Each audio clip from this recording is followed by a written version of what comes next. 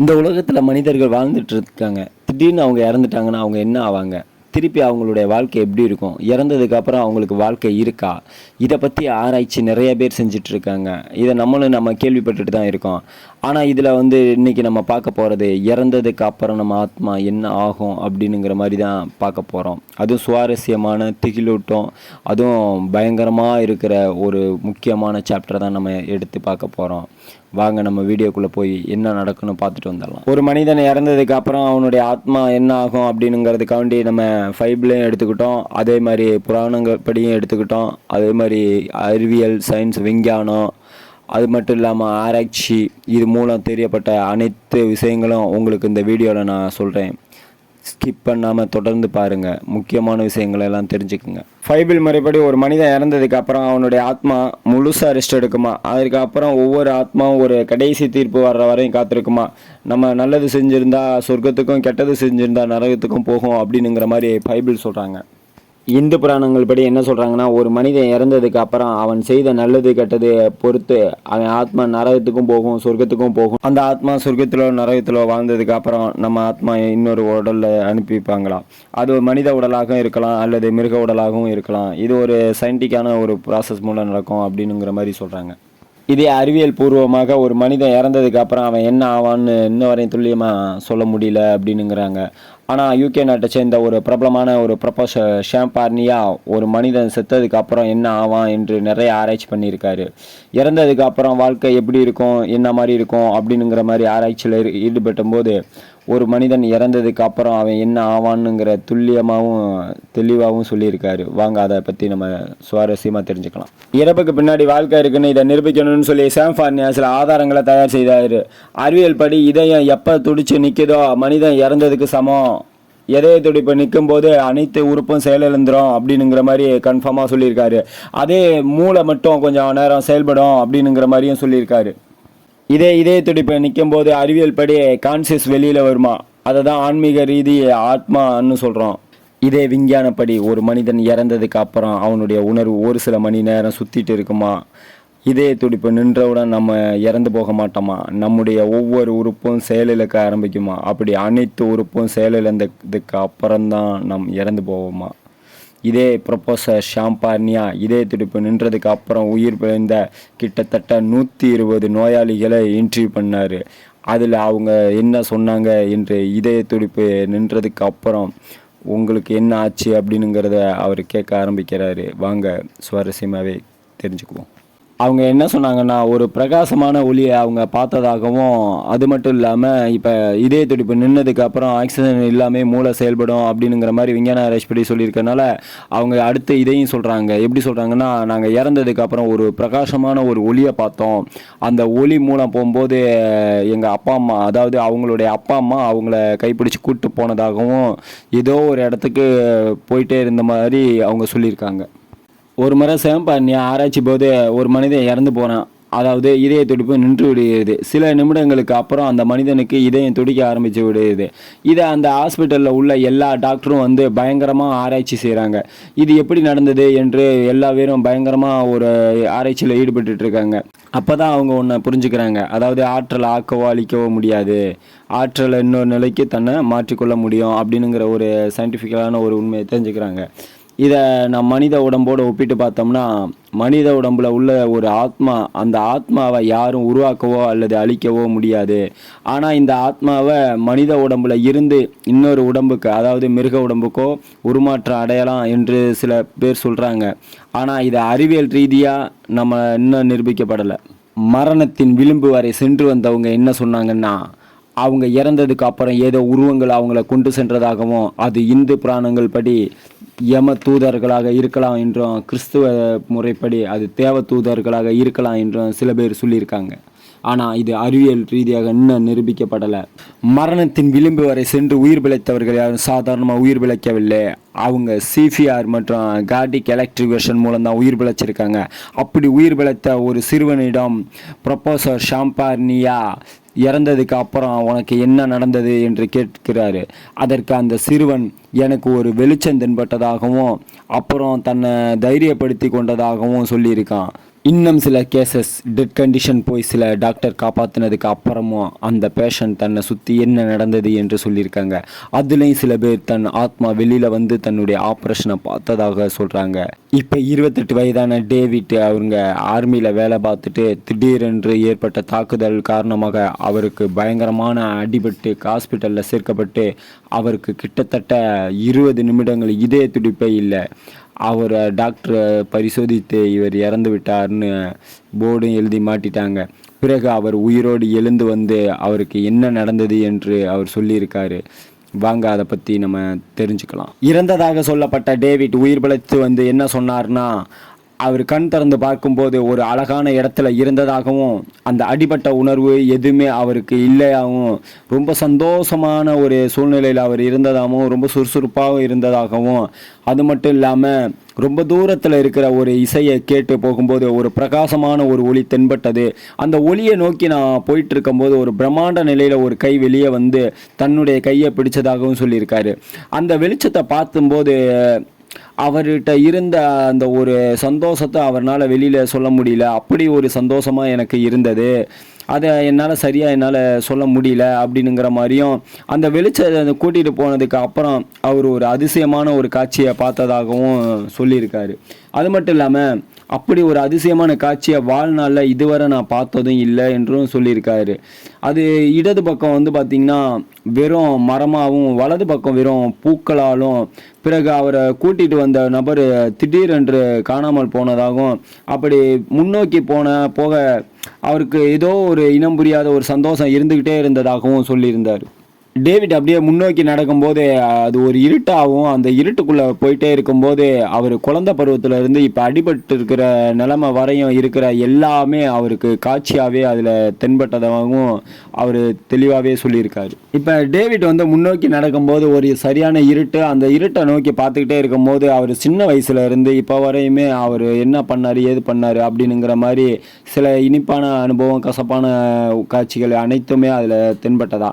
அதை பார்த்துக்கிட்டே இருக்கும்போது அதிலிருந்து ஒரு கை வந்ததுக்கப்புறம் இந்த மாதிரி இவரும் கை கொடுத்துருக்காரு. ஆனால் அந்த கையை அது பிடிக்காமல் இப்போதைக்கு நீங்கள் வரக்கூடாது, நீ பூமிக்கு திரும்பி போயிரு, நீ வர்றதுக்கான காலங்கள் இன்னும் இருக்குது, அது மட்டும் இல்லாமல் நீ இன்னும் பூமியில் நிறைய செய்ய வேண்டியது இருக்குது அப்படின்னுங்கிற மாதிரியும் அவர் சொல்லியிருக்காராம். அடுத்த நிமிடம் டேவிட் கண்களை திறந்து பார்த்தபோது அவர் காயங்களில் வலியில் படுத்திருக்காரு. பயங்கரமான ஒரு வழியில் தான் பக்கத்தில் இருந்த போர்டை பார்த்துருக்காரு. இந்த பேஷண்ட் இறந்து 20 நிமிடம் ஆச்சு அப்படின்னுங்கிற மாதிரி எழுதி டாக்டர் அனைவரும் ஒட்டிட்டு போயிருந்திருக்காங்க. திரும்ப பூமிக்கு வர அவருக்கு இவ்வளோ தாமதம் ஆகியிருந்திருக்கு. அது மட்டும் இல்லாமல் அவருக்கு பூமிக்கு வர மனசே இல்லை அப்படின்னுங்கிற மாதிரியும் அவர் சொல்லியிருக்காரு. எனக்கு இங்கே வர எனக்கு மனசே இல்லை, நான் வந்து அங்கேயே அந்த சந்தோஷமான ஒரு இதை பார்த்தேன்ல அந்த இதிலே இருந்திருக்கலாம், இங்கே எனக்கு வர எனக்கு இது கொஞ்சம் கூட விருப்பமே இல்லை அப்படின்னுங்கிற மாதிரியும் ஆணித்தரமாகவே அவர் சொல்லியிருக்காரு. யூகே நாட்டை சேர்ந்த ஒரு பிரபலமான ப்ரொஃபஸர் ஷாம் பார்னியா ஒரு மனிதன் இறந்ததுக்கு அப்புறம் என்ன ஆவான்னு செய்த ஆராய்ச்சியில் லாஸ்ட் கட்டமாக என்ன சொல்லியிருக்காருன்னா, சிபிஆர் மூலம் உயிர் பலத்தை எல்லாத்தையும் அவர் பரிசோதித்து எல்லாத்துக்கிட்டையும் கேட்ட முடிவில் கடைசியாக வந்த நியூஸாக இறந்ததுக்கு அப்புறம் ஒரு மகிழ்ச்சியான ஒரு நிலைமை இருக்குது, அங்கே வந்து சந்தோஷமாக இருக்கலாம். இறந்ததுக்கு அப்புறம் பார்த்திங்கன்னா வெளிச்சமான ஒரு பகுதியில் நம்மளை கூட்டிகிட்டு போகிறாங்க. அங்கே வந்து பார்த்திங்கன்னா பூக்களாலும் மரங்களாகவும் செடி கொடிகளாகவும் பயங்கரமாக இருக்குது. அது வந்து நமக்கு ரொம்ப சந்தோஷமாக இருக்கும். அந்த நிலைக்கு போனதுக்கப்புறம் நம்ம மறுபடியும் இதுக்கு வரமாட்டோம், இதை விட அது நல்லா சூப்பராக இருக்குது, நல்ல மகிழ்ச்சியாகவும் இருக்குது அப்படின்னுங்கிற மாதிரி எல்லா பேரும் சொல்லியிருக்காங்க அப்படின்னுங்கிற மாதிரி அவர் எல்லாத்தையும் நமக்கு தெரியப்படுத்துகிறாரு.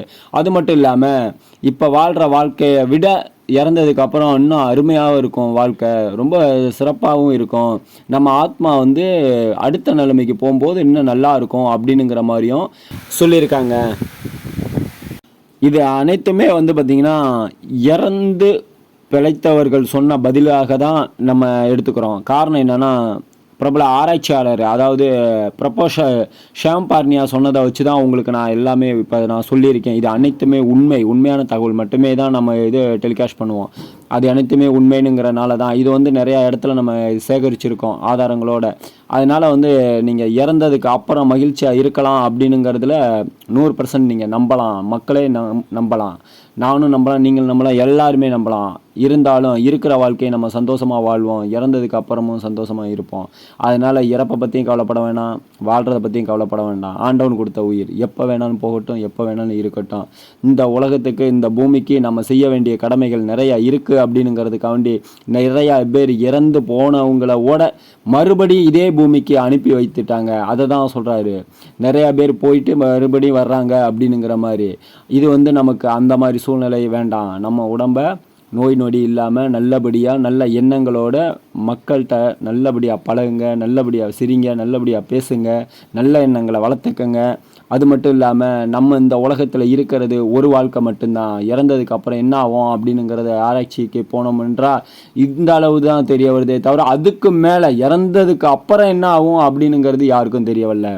இறந்து பிழைச்சி வந்தவங்க தான் இவ்வளவும் சொல்லியிருக்காங்க. ஆனால் இறந்தே போனவங்க தான் ஒன்று புதைச்சிருவோம், இல்லை எரிச்சிருவோம். அதனால வந்து இந்த அளவுக்கு இருக்கிற ஆராய்ச்சியே நமக்கு போதுமானது தான். இதுக்கு மேலே இதை நம்ம ஆராய்ச்சி பண்ண வேண்டாம். இதுக்கு மேலே ஆராய்ச்சிக்கு நம்ம போனாலும் அதை நம்ம ஏற்றுக்குவோமா அப்படின்னுங்கிறது தெரியாது. சில பேர் ஏற்றுக்கலாம், நம்ம ஏற்றுக்குவோமானுங்கிறது தெரியாது. இருந்தாலும் இருக்கிற வாழ்க்கையை சந்தோஷமாக வாழுங்க. நீங்கள் வாழ்கிற வாழ்க்கை இப்போ இருக்கிறது தான் நிஜம், இதுதான் உண்மை. இதில் வந்து நீங்கள் நல்லபடியாக இருக்கலாம். உங்கள் குடும்பத்தை பார்க்கலாம், உங்கள் உறவுகளை பார்க்கலாம், உங்கள் சொந்த பந்தங்களை பார்க்கலாம், நண்பர்களை பார்க்கலாம். உங்களுக்குன்னு ஒரு உணர்வு இருக்குது, உங்களுக்குன்னு ஒரு உணர்ச்சி இருக்குது, உங்களுக்குன்னு ஒரு சதை எலும்பு தோல் அப்படின்னு சொல்லிட்டு உங்களுக்கு உடல் இருக்குது. ஆத்மானுங்கிறது உங்கள் உடலுக்குள்ளே இருக்குது. அப்படின்னுங்கிறனால நீங்கள் ஆத்மா எங்கே போகும், ஏது பண்ணும், என்ன செய்யும், அதை பற்றியெல்லாம் நீங்கள் கவலைப்படாதீங்க. இந்த பூமியை பொறுத்தளவு ஒரு டைம் பிறந்துட்டான்னு கண்டிப்பாக இறந்துருவான். இதில் எந்த மாற்றமும் இல்லை. பிறக்கும்போது நல்ல இளமை தோற்றத்தோடு இருப்போம், ஆனால் இறக்கும்போது முதுமை தோற்றம் வந்துடும். பிறக்கும்போது நம்ம எங்கேருந்து வந்தோம், என்ன பண்ணோம், ஏது பண்ணோம் அப்படின்னுங்கிறது தெரியாது. அதே மாதிரி இறக்கும்போது நம்ம எங்கே போகிறோம், எங்கே கூட்டிகிட்டு போகிறாங்க அப்படின்னுங்கிறதும் தெரியாது. அதனால் இருக்கிற வாழ்க்கை வந்து குழந்தை பருவத்திலேருந்து முதியோர் பருவம் வரையும் தான். அந்த பருவத்தில் ஒவ்வொரு வயசுலையும் நீங்கள் என்ன செய்யணும்னு நினைக்கிறீங்க, நீங்கள் என்ன ஆசைப்படணும்னு நினைக்கிறீங்க, உங்களுக்கு என்ன தேவைகள் இருக்குது, உங்கள் குடும்பத்துக்கு என்ன தேவைகள் இருக்குது, உங்களுக்கு எது மகிழ்ச்சியை கொடுக்குது, உங்களுக்கு எது சந்தோஷத்தை கொடுக்குது, அதுபோல் நீங்கள் ஒவ்வொன்றும் நீங்களாகவே முடிவு பண்ணி, நீங்களாகவே உங்கள் எண்ணத்தை நல்ல எண்ணங்களாக வளர்த்து, நீங்களாகவே எல்லாமே செய்து இந்த வாழ்க்கையை, இந்த இப்ப இருக்கிற இந்த பூமியில இருக்கிற இந்த வாழ்க்கையை சொர்க்கமா மாத்திக்கங்க. நீங்க அடுத்து வந்து நீங்க நரகத்துக்கு போறீங்க, சொர்க்கத்துக்கு போறீங்கன்னுங்கிறதெல்லாம் நிச்சயம் இல்லாத பதில். அதெல்லாம் சொல்றாங்க தான். அதாவது இந்து புராணங்கள் படியும் சொல்கிறாங்க, கிறிஸ்துவ பைபிள் படி சொல்கிறாங்க, முஸ்லீம் இது படி சொல்கிறாங்க, எல்லாத்துப்படியும் தான் சொல்கிறாங்க. ஆனால் இதெல்லாம் வந்து நிச்சயமான பதில்னு சொல்ல முடியாது. நம்ம செய்கிற நல்லது கெட்டதுக்காண்டி சொர்க்கத்துக்கு போவோம், நரகத்துக்கு போவோம்னா நரகம் எப்படி இருக்கும், சொர்க்கம் எப்படி இருக்குன்னு யாரும் பார்த்தது கிடையாது. சொல்கிறது தான் எல்லாருமே அப்படி தான் சொல்கிறத நம்ம நம்புகிறோம், நம்ப வச்சுட்டாங்க. இதுதான் உண்மை. நல்லது செய், நல்லாரு, கெட்டது செய், கெட்டொழிஞ்சு போ அப்படின்னுங்கிறது தான் உண்மை. இல்லைன்னு சொல்லலை. நீங்கள் நல்லது செய்கிறவனுங்கிறது மட்டுமே செய்யுங்க. கெட்டது ஏன் செய்கிறீங்க? கெட்டது செய்தால் தான் நம்ம நரகத்துக்கு போவோம், நல்லது செஞ்சால் சொர்க்கத்துக்கு போவோம். அந்த எண்ணத்தை அவங்க வளர்த்துட்டாங்கன்னுங்கும் போது நீங்கள் அதே சொர்க்கத்தை இங்கே பாருங்கள், இந்த பூமியிலே பாருங்கள். நல்லதே செஞ்சு இந்த பூமியில் நல்லபடியாகவே வாழுங்க. ஏன் நீங்கள் கெட்டது செய்ய போகிறீங்க? இறந்ததுக்கு அப்புறம் ஒரு ஆத்மா என்ன ஆக போகுதுன்னு ஏன் நீங்கள் வாட்ச் பண்ணுறீங்க? தேவையே கிடையாது. இந்த சாப்டர் நமக்கு வேண்டவே வேணாத சாப்டர் தான். இருந்தாலும் நான் உங்களை விட ஆர்வமாக இருந்தேனுங்கிறனால தான் இந்த சாப்டர் நான் எடுத்தேன். இல்லைன்னா இந்த சாப்டர் நான் எடுத்திருக்க மாட்டேன். ஏன்னா இருக்கும்போது வாழ்க்கை தான், இறந்ததுக்கு அப்புறம் வாழ்க்கைனுங்கிறதெல்லாம் நிச்சயம் இல்லாத பதில். அறிவியல் சயின்ஸ் படி என்ன சொல்கிறாங்களோ அதை மட்டும்தான் நான் செய்கிறவன். ஏன்னா நான் உண்மையை மட்டும்தான் நம்புகிறவன், உண்மையை மட்டும்தான் சொல்கிறவன். நம்ம சேனலில் போடுற அனைத்து தகவல்களும் இன்னொரு இடத்துல இருந்து சேகரிக்கிறோம். அதே மாதிரி மற்றவங்கள்ட்ட பேச்சு மூலம் சேகரிக்கிறோம். மற்ற இதில் இருந்து தான் நம்ம சேகரிக்கிறோமே தவிர நம்மளுடைய தனிப்பட்ட இது எதுவுமே கிடையாது. அதனால் நீங்கள் வந்து என்னுடைய சேனல் பிடிச்சிருந்தால் லைக் பண்ணுங்கள், ஷேர் பண்ணுங்கள், கமெண்ட் பண்ணுங்கள். உங்களுக்கு எதை பற்றி தெரிஞ்சுக்கணும்னு ஆசைப்பட்றீங்களோ அதை பற்றி எனக்கு கமெண்ட்டில் போடுங்க. அதை பற்றி ஃபுல் டீட்டெயில்ஸோடு நான் உங்களுக்கு வர்றேன். நான் எடுத்துகிட்டு வர்றது அனைத்துமே ஒவ்வொன்றுமே ஒவ்வொரு தகவலும் முழுமையான தகவலாக தான் இருக்கணுமே தவிர அரையும் குறையுமா எடுத்துகிட்டு வர்றது எனக்கு பிடிக்காது. இது ஐயப்பா பத்தா யூடியூப் சேனல். நன்றி. நம்ம சேனலை பொறுத்தளவு ஒரு தகவல் சொன்னோம்னா முழுமையான தகவல் தான் சொல்லுவோம். அதனால வந்து நம்ம சேனல் பிடிச்சிருந்தா லைக் பண்ணுங்கள், ஷேர் பண்ணுங்கள், கமெண்ட் பண்ணுங்கள். உங்களுக்கு பிடிச்சவங்களுக்கும் ஷேர் பண்ணி விடுங்க. நம்ம சேனலில் இடம்பெறும் தகவல்கள் அனைத்துமே மற்ற இடத்துல இருந்து சேகரித்து கொடுக்குறனால முழுமையான தகவலாக கொடுத்துருவோம். உங்களுக்கு அரையும் குறையுமாலாம் கொடுக்க மாட்டோம். அதாவது எப்படி சொல்கிறேன்னா, தொடர்கதை போல் இன்றைக்கி ஒன்று, நாளைக்கு ஒன்று, நாளைக்கு அடுத்து, இந்த கதைக்கு அடுத்து என்ன ஆகும், இந்த கதைக்கு அடுத்து என்ன ஆகுங்கிற மாதிரி, இந்த தகவலுக்கு அடுத்து வருதா அப்படின்னுங்கிறதெல்லாம் இருக்காது. தகவல் முழுமையான தகவலாக இருக்கும். அதனால் நீங்கள் எதை பற்றி தெரிஞ்சுக்க ஆசைப்பட்றீங்களோ அதை வந்து கமெண்ட் பண்ணுங்கள். அதை பற்றி நான் முழுமையான தகவலாக வீடியோ போடுறேன். அதை பற்றி நீங்கள் தெரிஞ்சுக்கோங்க.